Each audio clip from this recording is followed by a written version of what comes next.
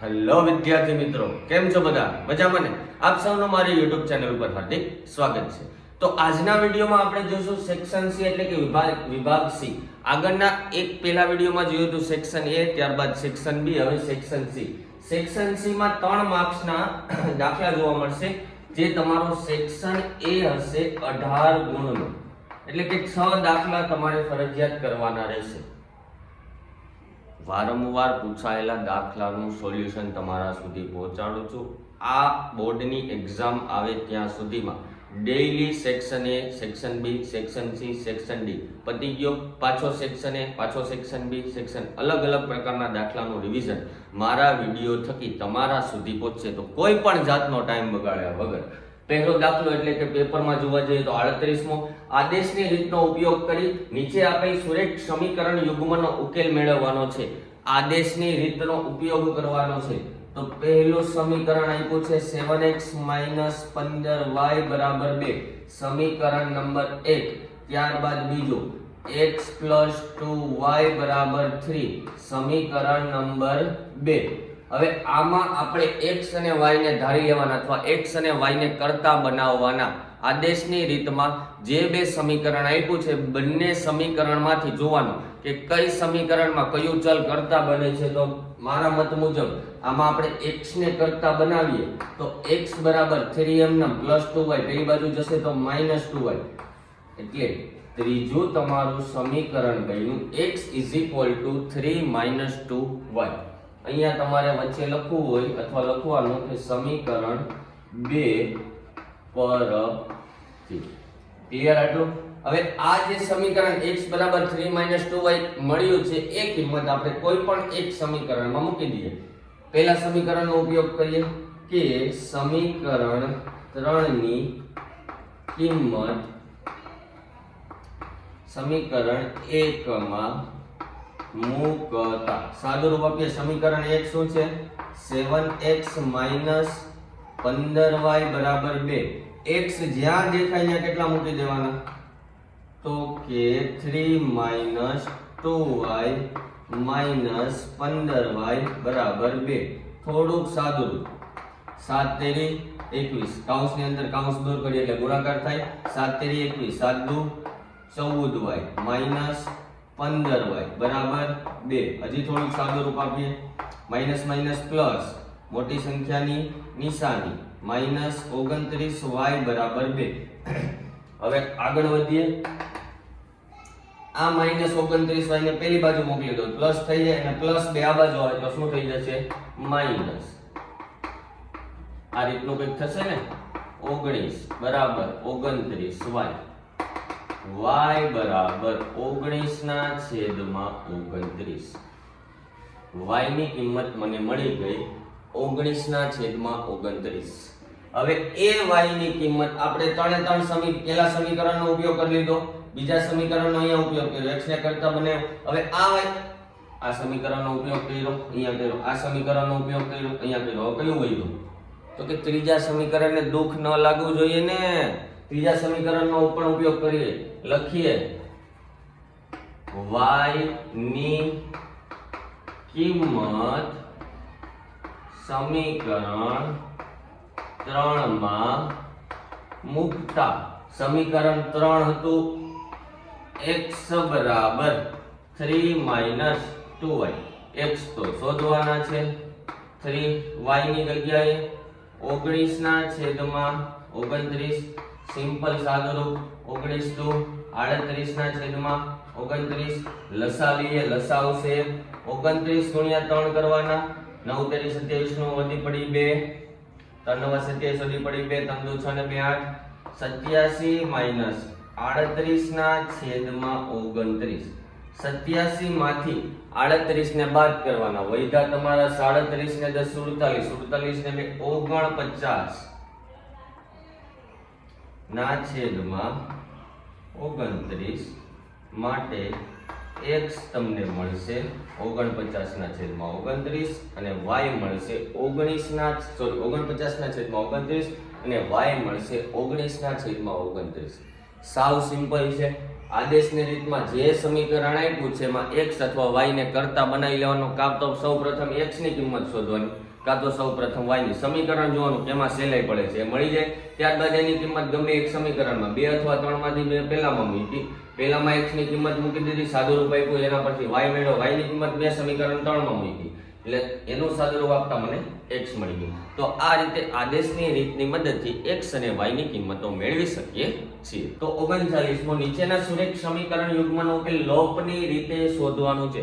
લોપની રીતે એટલે પહેલું સમીકરણ અને બીજું સમીકરણ આપ્યું હોય એમાંથી એક ચલની કિંમત સમાન હોવી જોઈએ. જો સમાન ન હોય તો પહેલા સમાન કરી નાખવાની, ત્યારબાદ એનું સાદું રૂપ આપવાનું. તો પહેલા તો આપણે સમીકરણ લખીએ. સરખા આ -4 પેલી બાજુ જાય તો +4 એટલે 3x - 5y = 4. આને નામ આપ્યું સમીકરણ નંબર 1. ઓમાં 9x 2y આ બાજુ આવ્યા એટલે માઈનસ થઈ ગયા, +7 ત્યાં જ રહેવા દીધા એટલે એ થયું સમીકરણ નંબર 2. હવે આમાંથી ચલની કિંમત સમાન થાય એવું કહ્યું છે, કાં તો આને 2 વડે ગુણીએ 10 થાય અને 5 વડે ગુણીએ તો પણ 10 થાય, એ પણ ચાલે. અથવા 2 માંથી એક સમીકરણને ગુણવાનું, 2 સમીકરણને ગુણવાની બહુ ટ્રાય નહીં કરવાની, લાંબી મેથડ છે. જવાબ સેમ જ આવે, જવાબ સાચો જ પડે, પણ તો તમારો ટાઈમ બગડે. એની કરતા જે પહેલું સમીકરણ છે 3x - 5y = 4, આમાં જુઓ આ સમીકરણને હું 3 વડે ગુણું એટલે 9x થઈ ગયા. બેના ચલની કિંમત આગળ જે ચલ ની કિંમત છે સમાન થઈ ગઈ. ચલની કિંમત એટલે કે આગળ જે સહગુણક, સોરી કિંમત નહીં, સહગુણક છે સમાન થઈ ગયા. સહગુણક બંનેનો સમાન થઈ જાય, ચલ એ સમાન હોવો જોઈએ, સહગુણક એ સમાન થઈ જાય. પછી સાદું રૂપ આપી દેવાનું, માઈનસ પ્લસ કરી નાખવાનું. તો કે સમીકરણ 1 ને 3 વડે ગુણતા, સમીકરણ 1 ને 3 વડે ગુણી નાખવાનું. આખા સમીકરણ અહીંયા લખીએ એટલે તમને વાંધો ન આવે. ચાલો 9x - 15y = 3 ચોકું ને 12. ચાલો બીજું સમીકરણ હતું આપણી પાસે 9x - 2y = 7. આ બેનો હું સરવાળો કરું તો કઈ ઉડે નહીં, પરંતુ બાદબાકી કરી નાખવાની. બાદબાકી કરવાનું થાય તો આપણે 8માં 7માં ભણ્યા, બાદબાકી થાય એટલે બીજું જે સમીકરણ આપ્યું બધાની નિશાની બદલી જાય, પ્લસનું માઈનસ, માઈનસનું પ્લસ. આની આગળ કઈ નિશાની લીધી તો પ્લસ સમજવાની, પ્લસનું માઈનસ, માઈનસનું પ્લસ અને પ્લસનું માઈનસ. હવે સાદું રૂપ આપવાનું. આ 9x કેન્સલ એટલે શૂન્ય એ લખવાનો, કઈ ફરક પડશે નહીં. માઈનસ પ્લસ માઈનસ, 15 માંથી 2 જાય તો 13y મોટી સંખ્યાની નિશાની, પ્લસ માઈનસ માઈનસ, 12 માંથી 7 જાય તો 5 મોટી સંખ્યાની નિશાની એટલે પ્લસ જ. ચાલો માઈનસ એમ નામ લેવા દઈએ. 5 12 13 ગુણાકારમાં, આ બાજુ આવ્યા તો ભાગાકારમાં. માટે y બરાબર -5/13. ચલ ક્યારે માઈનસ ન હોય એટલે મેં ચલને પ્લસ કર્યા, કિંમત માઈનસમાં કરી નાખી. y ની કિંમત મને મળી ગઈ -5/13. હવે એ y ની કિંમત હું ગમે તે સમીકરણમાં મૂકી શકું. આ સમીકરણ 1 નું સાદું રૂપ આપી દીધું, સમીકરણ 2 માં મૂકી દઈએ એટલે બેને ખોટું ન લાગે કે સમીકરણ 2 માં y ની કિંમત મૂકતા સમીકરણ 2 કયું છે તો કે 9x - 2y = 7. y ની કિંમત મૂકીએ આપણે, માઈનસ એમના y જ્યાં દેખાય ત્યાં -5/13 બરાબર 7. પાછું માઈનસ માઈનસ પ્લસ પણ થઈ જશે, એ પણ જોજો. એટલે માઈનસ માઈનસ પ્લસ 10/13 એમના બરાબર 7. 9x એમના રહેવા દઈએ. આ પ્લસ છે, પેલી બાજુ જશે તો માઈનસ. લસા લેવો પડશે, લસા કેટલો આવશે 13. 13 7 ને કેટલા થાય 91. 91 માંથી 10 બાદ કરો, છેદમાં આવશે 13. 9x એમનામ 91 માંથી 10 ગયા તો વધ્યા તમારા 81 છેદમાં 13. 9 ગુણાકારમાં પેલી બાજુ જશે તો ભાગાકારમાં. 81 ના છેદમાં 13 ગુણ્યા 9 9 81. માટે x બરાબર તમારો જવાબ આવશે 9/13. સાવ એટલે સાવ સિમ્પલ છે, કંઈ જ કરવાનું નથી. લોકમાં સૌ પ્રથમ જે ચલ હોય એટલે કે આ જે x અને y હોય બેમાંથી હવે સમાન હોવા જોઈએ, સહગુણક સમાન હોવા જોઈએ, ચલ સમાન હોય, ન હોય તો ગુણીને સમાન કરી નાખવાના. અહીંયા જુઓ, અહીંયા સમાન નહોતા, પહેલા સમીકરણ આખા 3 વડે ગુણ્યો એટલે 9x થઈ ગયા. 9x બાદબાકી કરી કેન્સલ, માઇનસ પ્લસ માઇનસ 15 માંથી 12 જાય તો 13, મોટી સંખ્યાની નિશાની પ્લસ માઇનસ માઇનસ 12 માંથી 7 ગયા તો 5, મોટી સંખ્યાની નિશાની y છે. y ની કિંમત મને મળી ગઈ -5/13. ઈ મેં મૂકી દીધી બેમાં, એકમાં મૂકો તોય આટલું જો. આ તો સમીકરણ 2 ને ખોટું ન લાગે ને એટલા માટે, બરાબર. y ની કિંમત મેં મૂકી દીધી -5/13. y જ્યાં હતા ને માઇનસ માઇનસ પ્લસ 5 દુ 10/13. આ પ્લસ આ બાજુ આવ્યો તો માઇનસ, લસા આવ્યો 13, 13 7 91, 91 માંથી 81 જાય તો 13. 9 એમનેમ જ રહેવા દીધા, છેલ્લે આ બાજુ આવવા દીધા, ગુણાકારમાં આ બાજુ ભાગાકારમાં 9 81 9/13 માટે x ની કિંમત 9/13 અને y ની કિંમત મળશે 5/13. 40મો દાખલો. સમાંતર શ્રેણીમાં a બરાબર 7, a 13 બરાબર 35 આપેલ હોય તો d અને s 13 એટલે કે 13 શોધવાના છે. d પણ શોધવાના છે અને s 13. તો સમાંતર શ્રેણીમાં સૌપ્રથમ an પરથી a plus n minus 1 into d, n minus 1 into d એમાં આપણે શોધી લઈશું d અને ત્યારબાદ s13 એટલે કે sn બરાબર n/2 a plus n. તો સૌપ્રથમ જે કિંમતો આપી છે લખી નાખીએ. a બરાબર 7, a 13 બરાબર 35 એટલે કે n બરાબર કેટલા થયા તમારા 13, d બરાબર શોધવાના અને s13 પણ શોધવાના. તો સૌપ્રથમ સૂત્ર મૂકશું આપણે an બરાબર a plus n minus 1 into d. an એટલે a13, a બરાબર અહીંયા 7 plus n બરાબર 13 minus 1 into d.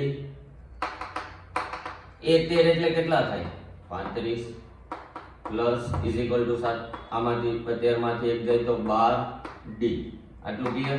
35 માંથી 7 ને બાદ કરી નાખો, 12 d એમ રહેવા દો. 35 માંથી 7 જાય તો 5 ને એટલે 28. 35 માંથી તમારા 7 જશે તો કેટલા વધશે 28 બરાબર 12 d. તો d બરાબર 28/12. સાદું રૂપ આપી દો. હવે 4 વડે 7 ચોકુ 28 ને 4 તેરી 12, 4 4 કેન્સલ. તો d તમારો મળ્યો 4/3. સિમ્પલ. કાઈ ફેરફાર કર્યો છે મેં. an બરાબર 35 લીધા, a બરાબર 7 લીધા, n બરાબર 13 લીધા, 13 માંથી ગયા તો 12 d. આટલું ક્લિયર. હવે પ્લસ આ બાજુ માઈનસ 35 માંથી સોરી આટલા જ વધે ને. હા 28 આ જ વધે. 28/12. સાદું રૂપ આપ્યું 7 ચોકટે 4 તેરી 12, 4 કેન્સલ, સોરી 4 4 કેન્સલ એટલે તમારો જવાબ આવશે 7/3. d મળી ગયા. હવે આપણે શોધવાનું છે s13. તો s13 એટલે કે sn બરાબર n/2. હવે જુઓ, આના પરથી પહેલા આપણે d શોધ્યો, આના પરથી પહેલા આપણે d શોધ્યો, ત્યારબાદ આપણે sn વાળું સૂત્ર મૂકીને શોધીએ, કારણ કે આપણે મેળવવાનું શું છે s13. તો n/2 કૌંસમાં a plus san. s13 એટલે sn એટલે કે s13. n હતા આપણી પાસે 13/2. a બરાબર કેટલા લેવાના છે, સોરી a બરાબર કેટલા લેવાના છે, ભૂલ થાય છે કે નથી થતી, ભૂલ થાય છે, નથી થતી, થાય છે, નથી થતી. ચાલો a બરાબર લેવાના 7, n બરાબર લેવાના થશે 35. ક્લિયર. 13/2, 35 ને 7 થશે 42. 21 2 42, 21 ગુણ્યા 13 કરો, 0 21 3 6 3 7 2. તો s13 મળશે 273. ક્યાંય ભૂલ થતી નથી, મને એવું લાગતું તો ભૂલ થતી. સિમ્પલ વસ્તુ છે. a ની કિંમત આપી, a 13 ની કિંમત આપી, આપેલ હોય તો d અને s13 એટલે કે sn શોધવાનું. an નું સૂત્ર મૂક્યું, d મેળવી લીધું. sn નું સૂત્ર મૂક્યું, s13 એટલે કે sn બરાબર s13 લેવાના છે, જેનું સૂત્ર મૂક્યું અને એના પર સિમ્પલ સાદું 35 ને 7 42, 21 2 42, 21 ગુણ્યા 13 કર્યા એટલે તમારો જવાબ આવશે 273. તો એના પછીનો 41મો બિંદુઓ 4 -1, 4 અને -1, 4 -1 અને 2 -2 -3 ને જોડતો રેખાખંડ ના ત્રિભાગ બિંદુઓના યામ મેળવવાના છે. સૌ પ્રથમ રેખાખંડ દોરી દેવાનું. અહીંયા નામ આપી દો A, જે 4 -1. અહીંયા નામ આપી દો B, જ્યાં -2 અને -3. હવે વચ્ચે અહીંયા એક P આપી દો અને અહીંયા Q નામ આપી દો. ત્રિભાગ, પહેલું, બીજું, ત્રીજું, 3 બિંદુ ત્રિભાગ બિંદુઓના યામ મેળવવાના છે. તો અહીં આપણને જે આપ્યું છે કે અહીં બિંદુ A એ 4 -1 અને બિંદુ B -2 -3 એ રેખાખંડ AB પર P અને Q ના ત્રિભાગ બિંદુના યામ છે.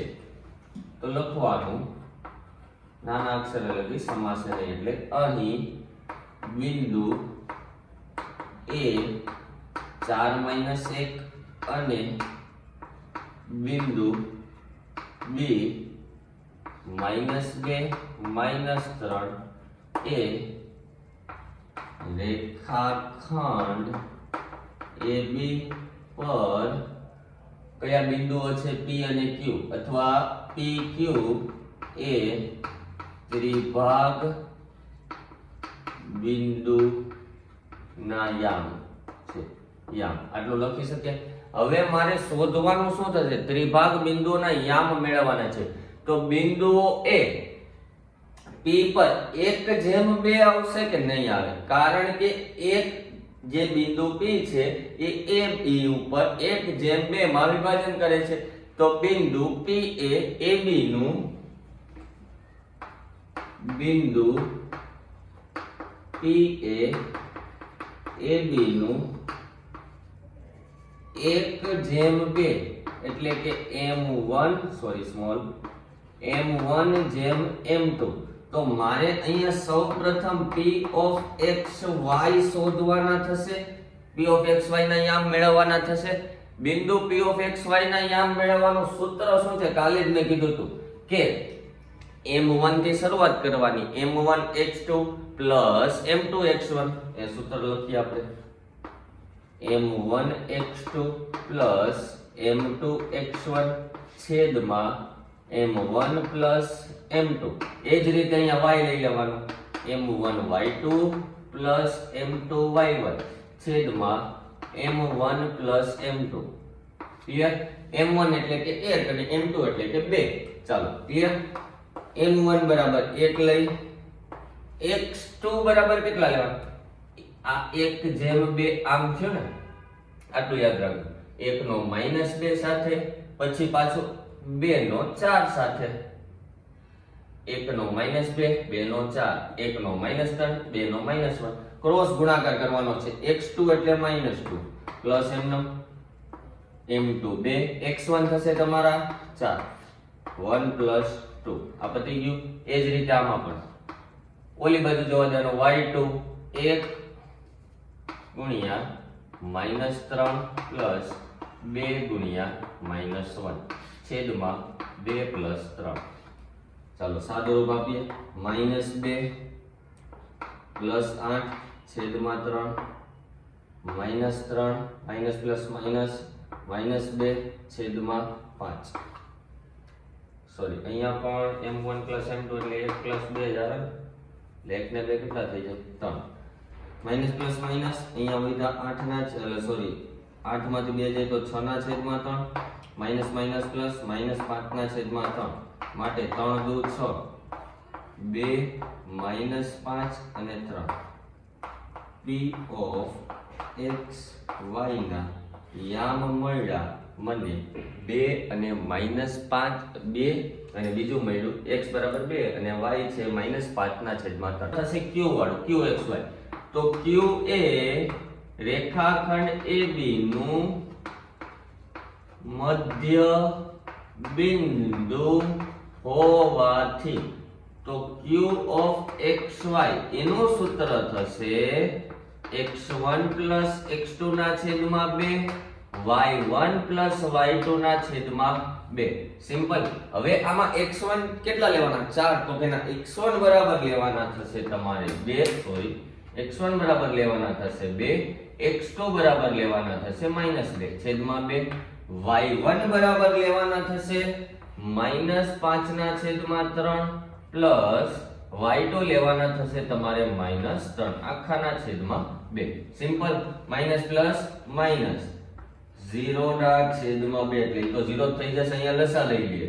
3 તેરી 9 -5 -9 છેદમાં 3 આખાના છેદમાં 2. અહીંયા થઈ ગયું 0 -14 ના છેદમાં 13 છેદમાં 2 સત્તા ને 14. માટે તમારો જવાબ આવશે 0 -7/3. સાવ એટલે સાવ ઈઝી છે. સૌ પ્રથમ p ઓફ x y ના યામ મેળવી લીધા. 2 -5 ના છેદમાં 3 આ સૂત્ર પરથી, કારણ કે p છે 1/2 ભાગમાં વિભાજન કરે છે, જ્યારે q છે એ મધ્ય બિંદુ છે, માટે મધ્ય બિંદુ હોવાથી x1 બરાબર આપણે અહીંયા જે મેળવવા a, ત્યારબાદ y1 એટલે કે અહીંયા જે મેળવવા એ કિંમત, અને રકમમાં બીજું x2 અને y2 ની આપી હતી. સાદું રૂપ આપ્યું. q ઓફ xy મને મળ્યા 0 અને -7 ના છેદમાં. તો 42મો ચકાસો કે 5 - 2 6 4 7 - 2 સમદ્વિ બાજુ ત્રિકોણના શિરોબિંદુઓ છે. એટલે કે AB નું માપ શોધવાનું, BC નું શોધવાનું, AC નું શોધવાનું. જો ત્રણેય બાજુઓના માપ સમદ્વિ બાજુ કીધું. સમદ્વિ બાજુ એટલે કોઈ પણ બે બાજુઓના માપ સમાન હોય ને સમદ્વિ કહેવાય. વિષમ એટલે કે કોઈ પણ ત્રણ બાજુના માપ અલગ અલગ હોય. વિષમ ને સમ એટલે કે ત્રણેય બાજુ. તો એક નાનો અમથો ત્રિકોણ દોરી નાખીએ, કારણ કે મારી પાસે જગ્યા નથી, તમારી પાસે ઘણી બધી હશે પેપરમાં. A બરાબર 5 - 2, B લઈ લઈએ આપણે 6 4, C લઈ લઈએ આપણે 7 - 2. ક્લિયર? હવે જે કિંમતો આપી છે લખી નાખીએ કે A અહીં સોરી અહીં A 5 - 2, B 6 4 અને C 7 - 2 એ ત્રિકોણ ABC રચે છે.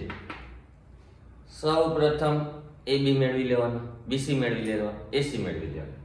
AB મેળવવો હોય તો AB હોલ સ્ક્વેર બરાબર શું લખાશે? x2 - x1 આખાનો વર્ગ પ્લસ y2 - y1 આખાનો વર્ગ. અહીંયા કાઉન્સ પૂરો કરો. x2 કેટલા લેવાના? એ AB છે તો x2 આ બેમાંથી લેવાના. x2 તમારા થશે 6 5 કારણ કે x1 કેટલા છે 5 આખાનો વર્ગ પ્લસ y2 કેટલા લેવાના થશે 4 માઈનસ એમનો ઓલો પ્લસ માઈનસ છે આખાનો વર્ગ. સાદું રૂપ આપતા જઈએ. 6 માંથી 1 નો વર્ગ 1 પ્લસ એમનો માઈનસ પ્લસ 6 નો વર્ગ ઓકે 36 1 પ્લસ 36 એટલે થશે તમારા 37. અહીંયા હતું AB સ્ક્વેર. હવે સ્ક્વેર ને દૂર કરું, વર્ગ પેલી બાજુ લઈ તો શું થાય? વર્ગમૂળ. તો AB બરાબર મળ્યા મને વર્ગમૂળમાં 37. હવે એ જ રીતે કયું શોધવાનું?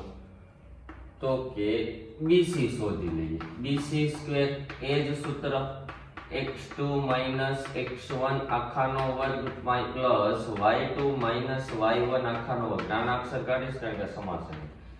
x2 BC લીધું ને આપણે, તો x2 એમાં કેટલું લેવાનું?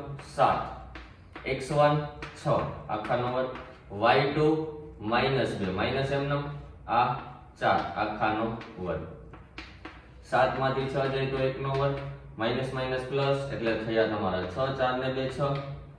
હવે માઈનસ આવશે કારણ કે મોટી સંખ્યાને વર્ગ છે તો પ્લસ જ આવવાનો. 6 નો વર્ગ 36, 1 ને 36 કેટલા થાય? 37. તો BC સ્ક્વેર બરાબર 37 વર્ગ પેલી બાજુ જાય તો વર્ગમૂળ. તો BC મને મળ્યા √37, AB પણ √37. હવે આપણે શોધી લઈએ AC. AC નો વર્ગ બરાબર સિમ્પલ એક સૂત્ર x2 - x1 આખાનો વર્ગ પ્લસ y2 - y1 આખાનો વર્ગ. સાવ સિમ્પલ છે. પહેલા AB નો સ્ક્વેર, પછી BC નો સ્ક્વેર, ત્યારબાદ AC નો સ્ક્વેર. એમાં પણ AC માં x2 બરાબર લેવાના થશે 7 આ 5 આખાનો વર્ગ, y2 થશે તમારે -2 આખાનો વર્ગ. 7 માંથી 5 જાય તો 2 નો વર્ગ માઈનસ પ્લસ માઈનસ 0 થઈ ગયા. 0 નો વર્ગ 2 નો વર્ગ 4 + 0 = 4 AC સ્ક્વેર બરાબર 4, વર્ગ ઓલી બાજુ જાય, વર્ગમૂળ 4 નું વર્ગમૂળ 4, AC બરાબર મળ્યા 4. માટે આપણે નીચે વિધાનમાં લખવું હોય આના અહીંયા જે લખવાનું ને અહીંયા લખવું ભાઈ, આના પછી એને નહીં લખતા. ક્લિયર છે? AB બરાબર BC does not equal to AC હોવાથી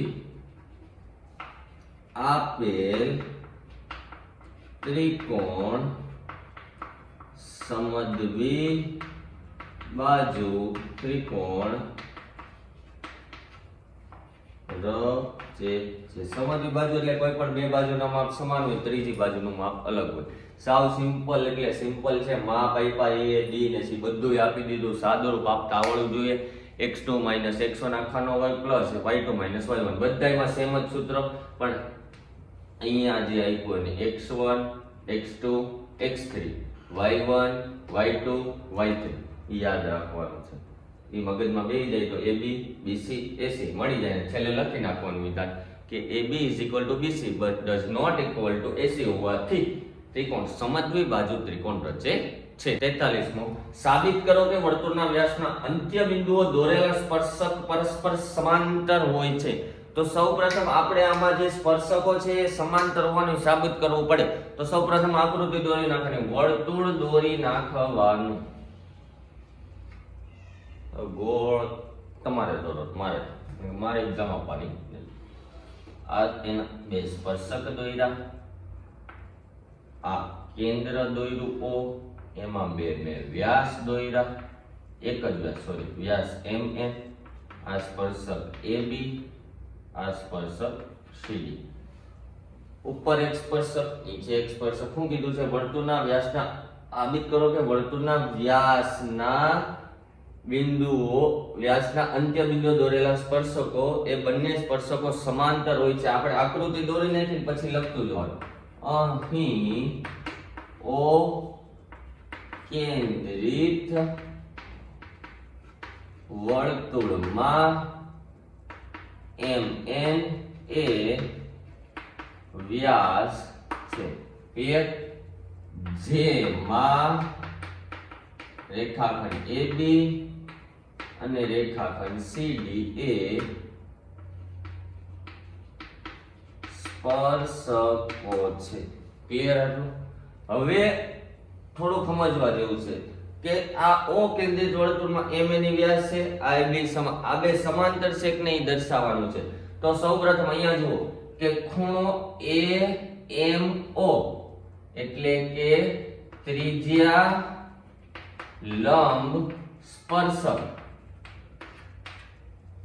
AMO, આની વાત કરું છું માત્ર. AMO એ કેટલા અંશનો ખૂણો બનાવે? 90 અંશનો ખૂણો બનાવે કે ન બનાવે? કારણ કે ત્રિજ્યા લંબ સ્પર્શક થાય માટે અહીંયા લખવાનું ખૂણો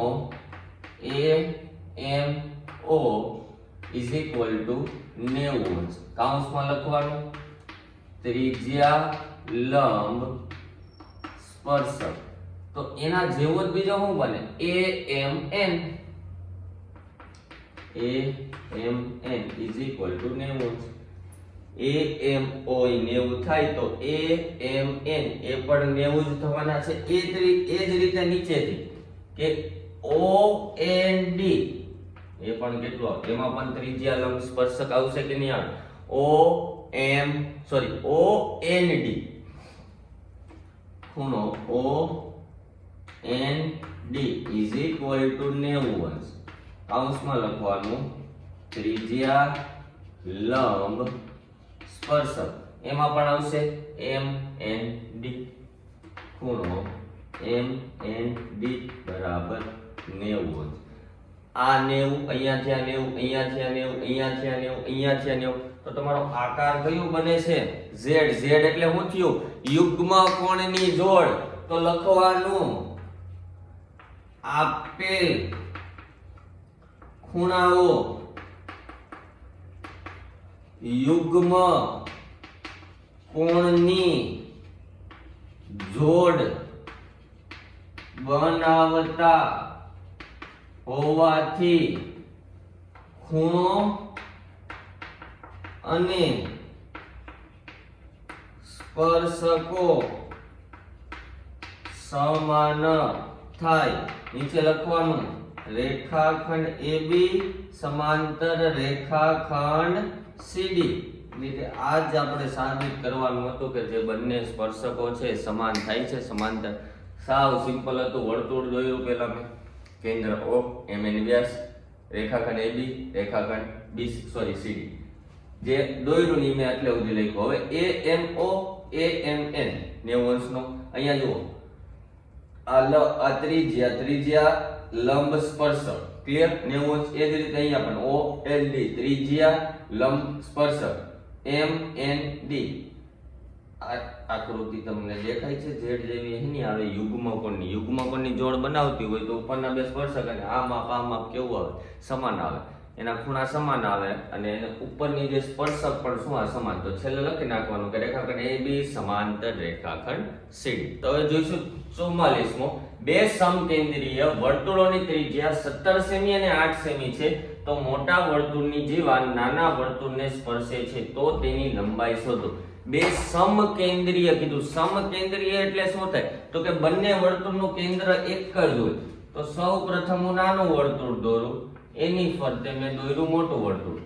બંને વર્તુળ દોરાઈ ગયા. બંનેનું કેન્દ્ર એક હોય એને તો સૌ પ્રથમ સમકેન્દ્રીય વર્તુળો કહેવાય. હવે એની અનુક્રમે મોટા વર્તુળની ત્રિજ્યા 17 સેમી એટલે કે અહીંયાથી અહીંયા સુધીનું માપ, આ કેન્દ્ર O, આ બાજુ A નામ આપી દીધું. OA બરાબર 17 સેમી નામ આપી દઈએ આપણે. પછી કીધું છે તેની નાના વર્તુળની ત્રિજ્યા એટલે કે OB બરાબર 8 સેમી. તો મારે હવે શોધવાનું છે વર્તુળની જીવા એટલે કે અહીંયાથી અહીંયા. કેમ એવું કર્યું જો અહીંયા કીધું મોટા વર્તુળની જીવા નાના વર્તુળને સ્પર્શે છે. મોટા વર્તુળની જીવા ક્યાં સ્પર્શે છે? નાના વર્તુળને સ્પર્શે છે. અહીંયા તમને ત્રિકોણ જેવું દેખાય છે, કાટકોણ ત્રિકોણ જેવું. કાટકોણ ત્રિકોણનું મારે માપ શોધવું હોય અથવા અહીંયા હું નામ આપી દઉં M, અહીંયા મેં નામ આપી દીધું M. આટલું ક્લિયર? હવે આ જે ત્રિકોણ છે એમાં OB બરાબર છે, OA બરાબર છે, AB નું માપ મારી પાસે નથી. તો સૌ પ્રથમ AB નું માપ મેળવી લઉં. AB નું માપનું ડબલ કરી નાખું એટલે AM મળી જાય. AM એટલે મારું થયું જીવાની લંબાઈ, જે મારે શોધવાનું છે તે. ક્લિયર વસ્તુ છે? સૌ પ્રથમ મારી પાસે OA એટલે મોટા વર્તુળની ત્રિજ્યા છે, ત્યારબાદ નાના વર્તુળની ત્રિજ્યા છે. પાયથાગોરસનો પ્રમેયનો ઉપયોગ કરો તોય ચાલે અને કાટકોણ ત્રિકોણનો ઉપયોગ કરીને મેળવી લો તો પણ ચાલે. તો સૌપ્રથમ જે આપણી પાસે આપ્યું છે તે લખીએ. અહીં O કેન્દ્રિત વર્તુળમાં મોટા વર્તુળની ત્રિજ્યા, મોટું વર્તુળ એટલે કે OA બરાબર 17 સેમી, નાના વર્તુળની ત્રિજ્યા એટલે કે OB બરાબર 8 સેમી. એના પરથી હું AB મેળવી લઉં. AB મળી જાય એનું ડબલ કરી નાખું એટલે AM મળી જાય. તો અહીંયા પાછું કાટકોણ ત્રિકોણ બનાવે તો આપણે શું લખી શકીએ કે ત્રિજ્યા લંબ સ્પર્શક હોવાથી, કારણ કે ત્રિજ્યા જે છે લંબ છે ને સ્પર્શકને, નાનું વર્તુળ છે એનો તો સ્પર્શક જ કહેવાય ને. આ ત્રિજ્યા ને એની સ્પર્શક, તો ત્રિજ્યા લંબ શું થઈ ગયું? સ્પર્શક થઈ ગયું. હવે સીધું કર્ણનો વર્ગ એટલે કે OA નો સ્ક્વેર બરાબર AB નો વર્ગ પ્લસ OB સ્ક્વેર. સાદું રૂપ આપવાનું છે. OA એટલે 17 નો વર્ગ, AB મારે શોધવાના છે, OB છે મારી પાસે 8 નો વર્ગ, 17 નો વર્ગ 289, AB સ્ક્વેર એમનમ 8 નો વર્ગ 64 પ્લસ 64 આ બાજુ આવશે તો માઈનસ 64. કેટલા વધશે? 225. AB સ્ક્વેર બરાબર 25 માટે વર્ગ છે પેલી બાજુ જાય તો વર્ગમૂળ 25 નું વર્ગમૂળ 5 તો AB મને મળી ગયા 5. આ મને જીવાની લંબાઈ મળી નથી, આ માત્ર મને અડધી લંબાઈ મળી, જીવાની કહેવાય. જીવાની પૂરી લંબાઈ જોતી હોય તો એનું ડબલ કરી નાખવાનું, એટલે કે AM બરાબર 2 કૌંસમાં AB. AB મળ્યા મને 5, 5 દુ 10, તો AM બરાબર 10 સેમી. જીવાની લંબાઈ 10 સેમી થાય. સાવ સિમ્પલ દાખલો છે. બે સમકેન્દ્રીય વર્તુળ આપ્યા છે, અહીંયા ધ્યાન દો. બે સમકેન્દ્રીય વર્તુળ આપ્યા, સમકેન્દ્રીય એટલે એક કેન્દ્ર હોય, નાનું વર્તુળ, મોટું વર્તુળ, મોટા વર્તુળની ત્રિજ્યા 17, નાના વર્તુળની 18.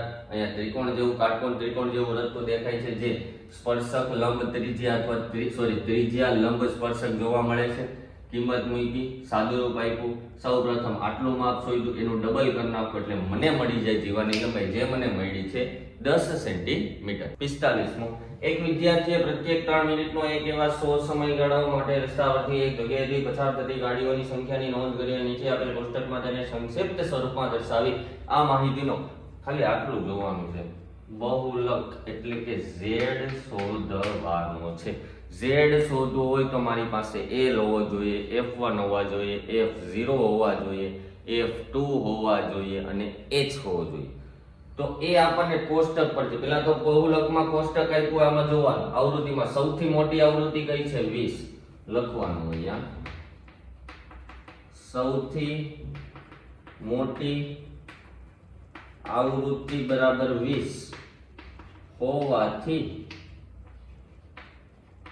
બહુલકીય વર્ગ 20 ની ઉપરનો કયો થાય?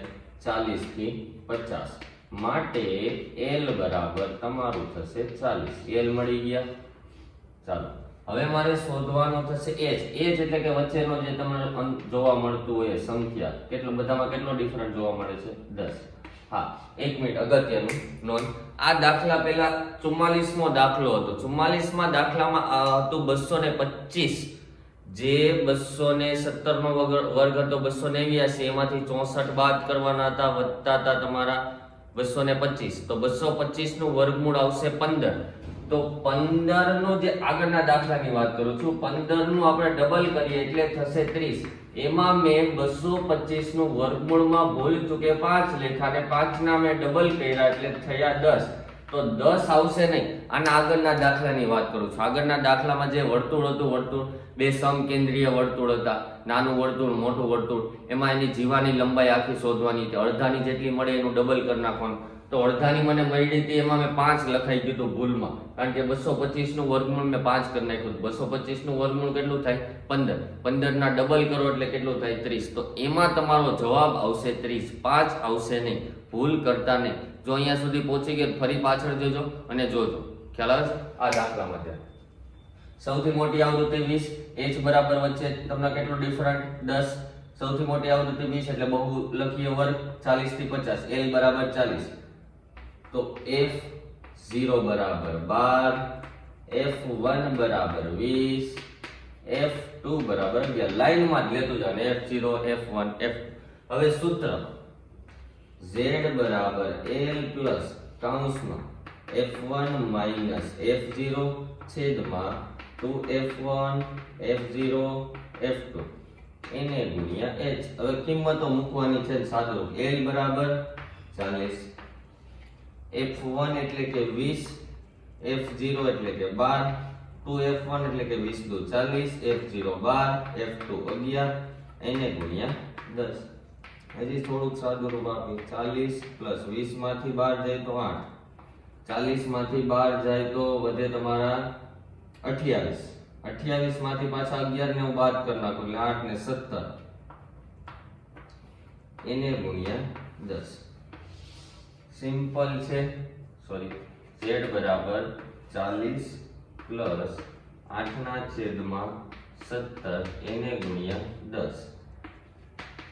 10 8 80 ના છેદમાં 17 આટલું થયું. હવે આને તમે પોઈન્ટમાં લખીને સરવાળો કરી નાખો તો પણ ચાલે, અથવા સાદુરૂપ લઈને કરો તો પણ ચાલે. 80 ભાગ્યા મેં સીધું કરી નાખું કે 17 પંચા 85 થઈ ગયા, તો 17 ચોકું 68, 17 પંચા 85 થાય ને, 17 ચોકું 68, કેટલા વધશે 12, 0 નહીં ચાલે એટલે અહીંયા પોઈન્ટ મૂક્યો ને અહીંયા ઉતાર્યો 0, 17 પંચા 85, 17 છંક 102, 17 સત્તા 119, 1 0 0 પાછો હવે જે તમે મૂકો 17 પંચા 17 એટલે 4 પોઈન્ટ z બરાબર 40 પ્લસ 4.75 સમથિંગ, z બરાબર બેનો સરવાળો કરો એટલે 44.75 જે તમારો z. બહુ અહીંયા મેં લસા લઉં ને તો પણ એ જ આવે, જો લસા લઈને પણ કરી જુઓ, 17 ગુણ્યા 4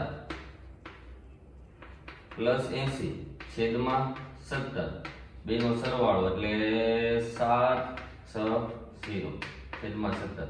હવે પાછવાનું ભાગવાનું, 17 ચોકું 68, 68 કરો એટલે 6 ને 8 wieder પાછા 17 ચોકું 68, આ જ જવાબ આવશે તમારે. જોવું તો જોઈ લેજો. z બરાબર 44.75 ભાગાકાર કરો ને તો યાદ આવે, અથવા ભાગાકાર કરીને આગળની સંખ્યામાં એડ કરી દો તો પણ તમારો જવાબ આ જ આવે. સાવ એટલે સાવ ઈઝી છે, રકમમાં જ બધું આપી દીધું. પહેલા જોવાનું સૌથી મોટી આવૃત્તિ 20 એટલે બહુલકીય વર્ગ 40 થી 50, l બરાબર 40, લાઈનમાં લેતું જવાનું f0 f1 f2 0 1 2 f0 f1 f2 લખી નાખ્યું. આમાં કેટલો ગેપ દેખાય છે બધાયમાં? 10 h10 સૂત્ર l f1 f0 2f1 f0 f2 એને ગુણ્યા h. કિંમત મૂકી સાદું 22 માંથી 20 8, 40 માંથી 12 ગયા તો 28, 28 માંથી પાછા 11 મેં કાઢી નાખ્યા એટલે 17, 10 ગુણ્યા 80 કરી નાખ્યા એટલે કેટલા થઈ ગયા 80, 80 ભાગ્યા મેં 17 કર્યા એટલે 4.75, એમાં 40 એડ કરી દીધા એટલે 44.75, તો તમારો બહુલક મળશે 44.75. 46મો 100 ગુણમાંથી વિદ્યાર્થીઓ મેળવેલ ગુણ નીચે મુજબ છે. મેળવેલ ગુણ 0 થી 34, 35 થી 50, 51 થી 70, 71 થી 90, 91 થી 100. વિદ્યાર્થીની સંખ્યા 7 10 14 11 8. પરિણામ EDCBA. તો વિદ્યાર્થીઓ ઈ ગ્રેડ મેળવ્યો હોય એવું, એ ગ્રેડ થી પાસ થયેલ અને ડી ગ્રેડ. તો સૌ પ્રથમ મારી પાસે કુલ વિદ્યાર્થીની સંખ્યા 10 ને 7 17, 17 ને 14 31, 31 ને 8 39, 39 ને 11 50, કુલ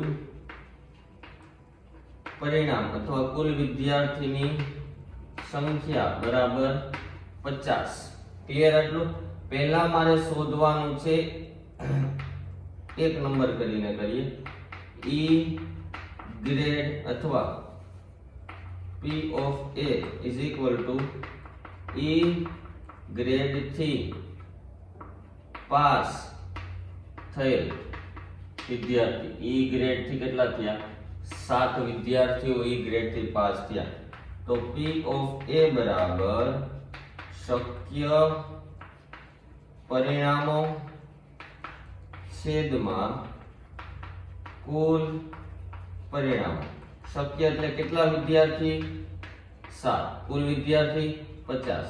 આ સિમ્પલ, 50 હોય 10 હોય 20 હોય છેદમાં તો 100 કરી નાખવાનું. આમ કેટલા વડે ગુણો 100 થાય? 2 વડે ઉપર નીચે 2 વડે ગુણી નાખો. 14 ના છેદમાં 100, પોઈન્ટ કાપી લ્યો 0.14. આ એની સંભાવના. સિમ્પલ એટલે સાવ સિમ્પલ છે. બીજું A ગ્રેડ થી P of A P of B નામ આપી દઈએ આમ, કારણ કે B થી જોતે. A ગ્રેડ થી પાસ થયેલ વિદ્યાર્થી, A ગ્રેડ થી કેટલા થયા? 8 વિદ્યાર્થી થયા.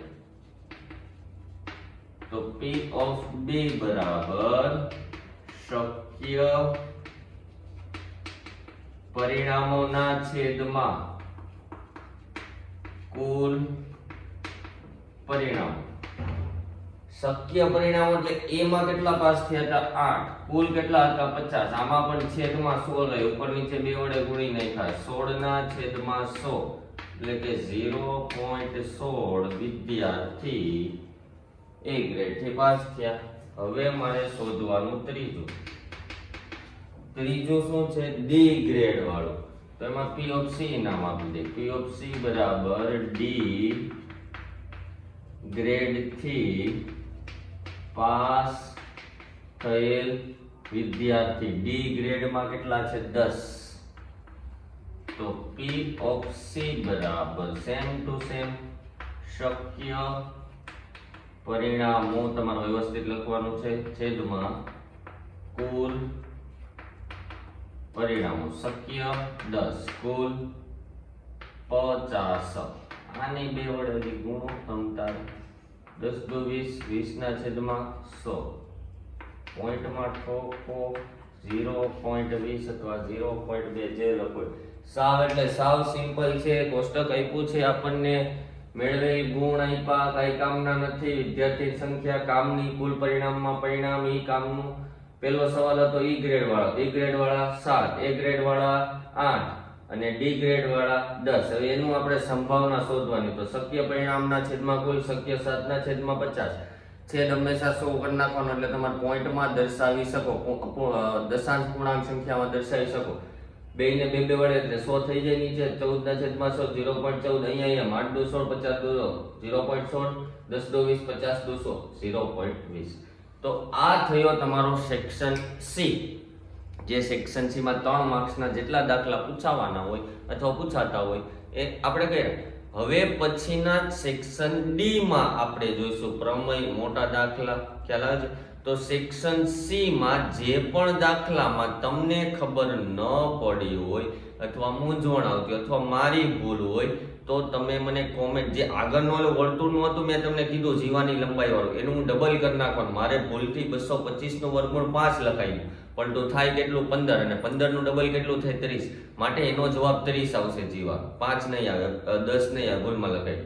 તો એના સિવાય કોઈ પણ દાખલામાં ક્યાંય તમને પ્રશ્ન થતો હોય અથવા મારી ભૂલ થતી હોય તો તમે કોમેન્ટ સેક્શનમાં જણાવી શકો છો, જેનું સોલ્યુશન નેક્સ્ટ વિડીયોમાં તમારા સુધી પહોંચી જશે. તો થેન્ક યુ વિદ્યાર્થી મિત્રો. હવે મળીશું આપણે નેક્સ્ટ લેક્ચરમાં.